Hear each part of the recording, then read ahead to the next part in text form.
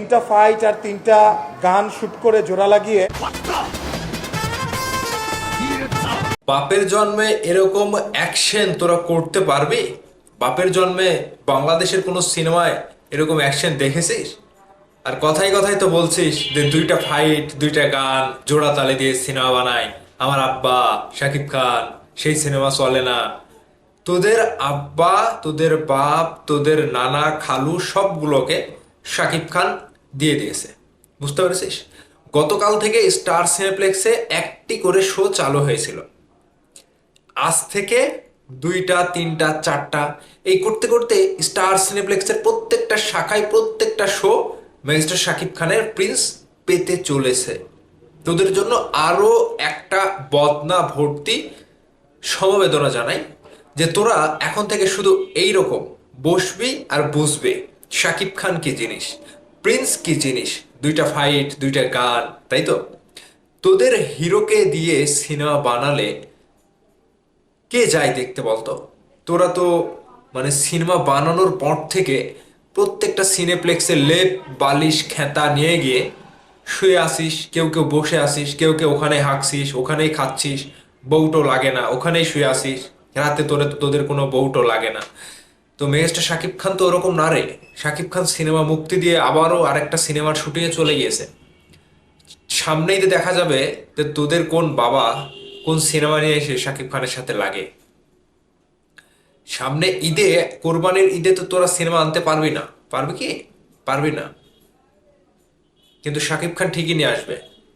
এর আগে একটা সিনেমা রেডি করা রয়েছে সোলজার, তারপরে আগামীতে রকস্টার আসছে।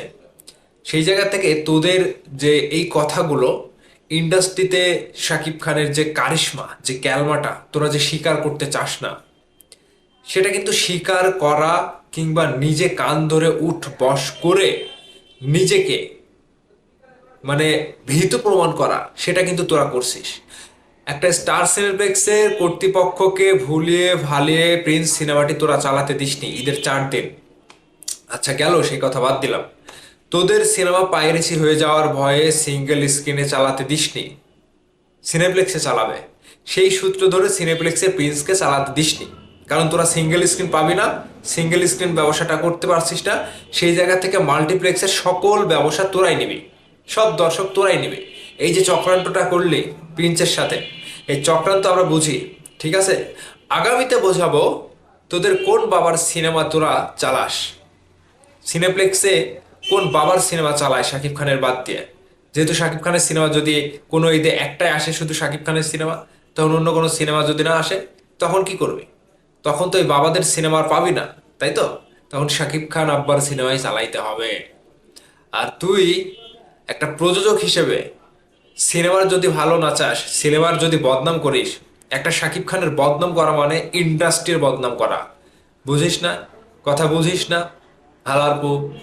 একটা শাকিব খানের বদনাম করা মানে সিনেমার বদনাম করা, সিনেমার বদনাম করা মানে ইন্ডাস্ট্রির বদনাম করা।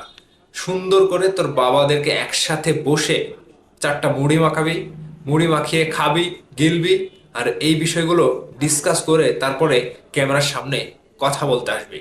আমরা তো ক্যামেরার সামনে কত কিছু তোদেরকে বলি, তোদের তো লজ্জা শরম হয় না, লাখ লজ্জা তো তোদের নাই। তো সেই জায়গা থেকে বলি যে ওই সিনেমা হলে ওই লেপ বালিশ কাঁথা নিয়ে এসে শুয়ে না থেকে একটু বউকে গিয়ে বাড়িতে গিয়ে সময় দে, বউ খুশি হবে, তুইও খুশি হবে, আর ভেতরে এই সকল ঝড়ঝাপটা থাকবে না, একেবারে ক্লিয়ার হয়ে যাবে সবকিছু, ঠিক আছে?